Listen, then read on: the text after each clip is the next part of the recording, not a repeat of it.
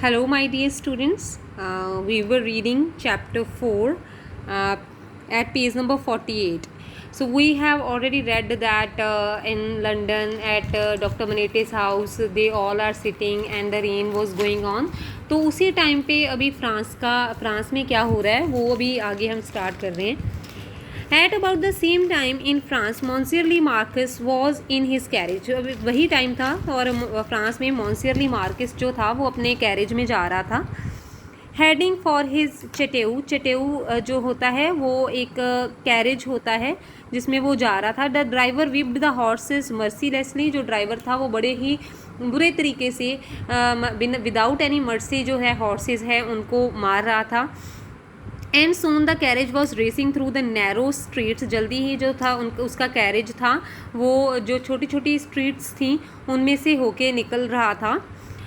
Man women and children left out of the way बेयरली escaping the crush of the wheels. जो man थे women थे बच्चे थे वो भाग के जल्दी जल्दी जंप कर रहे थे इधर उधर बिल्कुल इस तरीके से कि वो कहीं व्हील्स के नीचे ना आ जाएं क्योंकि वो बहुत फास्ट जा रहा था. The panic and distress of the pedestrian did not effect the Marcus और चेंज हिज कोल्ड एक्सप्रेशन. कहते जैसे कि वो पैनिक थे हो रहे थे लोग इधर उधर. इससे जो पेडिस्ट्रियन जो लोग पैदल चल रहे थे दोनों उनको जो प्रॉब्लम हो रही थी उससे जो मार्कस था उसको कोई फ़र्क नहीं पड़ता था. जो मॉन्सियरली मार्कस है वो जो वो चार्ल्स डार्ने हैं उसका अंकल है. ठीक है, तो उसको कोई फ़र्क नहीं पड़ रहा कि जो लोग हैं इधर उधर चल रहे हैं. बड़ा ही कोल्ड एक्सप्रेशन मतलब बिनको विदाउट एनी एक्सप्रेशन जो है वो वहाँ से जा रहा था. As carriage rumbled furiously on its way one of its wheel ran over something that felt like a sack of potatoes throwing the Marquis out of his seat. तो कहता तभी जो बड़े ही साउंड आ रहा था वॉयलेंट से साउंड से जा रहा था कैरेज वहाँ से. तो तभी एक व्हील उसका ऐसे किसी चीज़ के ऊपर से गिरा जैसे कि कोई पोटैटोज़ की वो बैग हो और मार्कस को जैसे ही वो कैरेज जो है व्हील जो है उसके ऊपर से निकला तो मार्कस अपनी सीट से गिर गया. A wild cry rouse from the people on the street and the carriage stopped. लोगों में से बड़े चीखने चिल्लाने की आवाज़ आने लगी. वहीं पे कैरेज रुकता है. The Marquis looked angrily out of the carriage. बड़े गुस्से से मार्कस ने कैरेज के बाहर देखा. What on the earth is wrong. कहता इस धरती पे क्या गलत हो गया. A tall man in the nightcap and had taken up a bundle of behind the carriage and was laying it out near the fountain. कहते एक बहुत लंबा आदमी नाइट कैप पहनी हुई थी तो वो जो है एक बंडल उसके हाथ में था और वो कैरेज के पीछे एक फाउंटेन के पास खड़ा था. Pardon monsieur le Marquis said the raised bystander it is a child. तो उसने कहा कि माफ़ करना मॉन्सियरली मार्कस. तो वो खड़ा खड़ा बोल रहा है. कहता जिसके ऊपर से आपका अभी कैरेज गिरा था वो एक बच्चा निकला है वो एक बच्चा है. The tall man was crying and हॉलिंग over the body of the child. एक बहुत लंबा सा आदमी वो बच्चे की जो बॉडी है वहाँ पे जो बच्चा मर चुका है उसके ऊपर रो रहा है. Why does he make that terrible noise is it his child. कहता वो इतनी टेरिबल नॉइस क्यों मतलब इतना चिल्ला क्यों रहा है. कहता इसका बच्चा है. Excuse me monsieur le Marquis it is. तो तभी दूसरे आदमी ने कहा हाँ मॉन्सियरली मार्कस ये उसी का बच्चा है. The tall man his face twisted in agony rain towards the carriage. वो जो लंबा आदमी था जिसका वो बच्चा था वो बड़े ही गुस्से से कैरेज की तरफ भागा. Shouting killed. तभी वो चिल्लाया. कहता मार डाला. Stood desperately staring at Marcus crying over and over dead dead dead. तो डेस्परेटली वो मार्कस के ऊपर जो है वो उसको चिल्ला रहा है उसके ऊपर और बोले जा रहा है रो रो के कि dead dead dead. The Marquis looked at them as if they were rats. Marquis उनकी तरफ ऐसे देख रहा था जैसे उसके लिए वो इंसान नहीं थे उसके लिए वो रैट्स थे. Why can't you take better care of your children? One of them is always in the way. I hope my horse is not injured. इतना मतलब बुरे तरीके का आदमी था. कहता आप अपने बच्चों को संभाल के क्यों नहीं रख सकते. कहते हमेशा ही ये रास्ते पे ही होते हैं आपके बच्चे. और कहता मुझे तो ये डर है कहीं मेरे हॉर्स को तो चोट नहीं लगी. मतलब वो इतना मतलब बुरा आदमी है कि उसको कोई फ़र्क नहीं पड़ता कि उसकी वजह से एक बच्चे की डेथ होगी. At that he threw gold coin out of the window which fell at the feet of the poor father who was still crying dead dead dead।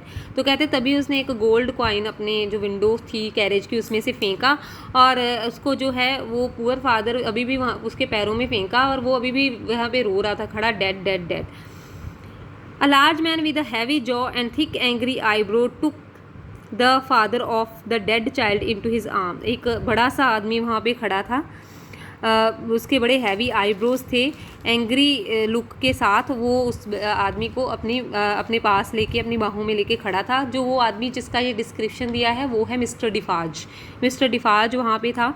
B brave man Gaspard, it is better for the poor thing to die in this way than live in these times, at least he died quickly. तो उसने कहा हौसला रखो तुम Gaspard, उसको Gaspard बोला उसने आदमी को। कहता अच्छा है कि इस समय में जैसे जैसे समय चल रहा है इसमें गरीब को मर ही जाना चाहिए। कहता अच्छा है कि वो थोड़ा जल्दी मर गया, उसको तड़पना नहीं पड़ा। You are a philosopher you there smile the Marquis, what do they call you. Marquis ने कहा तुम फिलोसफर लग रहे हो। कहते तुम्हें क्या क्या बुलाते हैं ये लोग, मतलब तुम्हारा क्या नाम है। माई नेम इज़ डिफार्ज, तो उसने कहा मेरा नाम डिफार्ज है। Marquis tossed another coin at the feet of Defarge, Marquis ने एक और कॉइन निकाला और डिफार्ज के पैरों में फेंक दिया। Here take this philosopher Defarge, तो उसने कहा फिलोसफर डिफार्ज ये पैसे ले लो। With the air of a gentleman who had accidentally broken something common and paid the shopkeeper for it, he leant back into his seat. कहते इस तरीके से बन रहा था जैसे वो कोई जेंटलमैन है, उसने किसी की शॉप पे कुछ तोड़ दिया है, उसकी भरपाई करके वो बिल्कुल अपने सीट पे बैठा है आराम से, उसको कोई फ़र्क नहीं पड़ता था। As they were about to leave, the same coin was thrown back into the carriage, landing at the feet of Marcus। कहते जैसे ही वो जा रहा था सेम कॉइन जो था वो उसके कैरेज में फेंक दिया मार्कस की तरफ। Hold the horse who threw that, Marquis ने कहा हॉर्स रोको, किसने फेंका ये। The Marquis looked out the carriage window at the spot where Defarge had been, वो देख रहा था कि डिफार्ज जहाँ पे खड़ा था उस तरफ देख रहा था।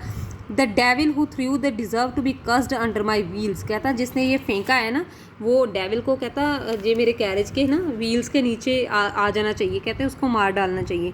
No one dared raise their eyes to the Marquis, कोई भी मार्कस के साथ आंखों में आंखें मिला के नहीं देख रहा था।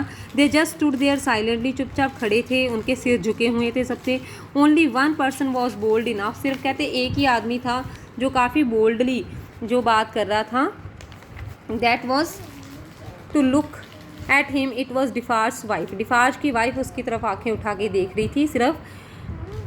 There is whose stood knitting with the unwavering certainty of fate, her cold contempt was unnoticed by the noble incentive face। तो कहते वो चुपचाप से अपना निटिंग कर रही थी और बहुत ही आंखों से आंखें मिला के जो थी वो एक अकेली थी जो मार्कस की तरफ देख रही थी।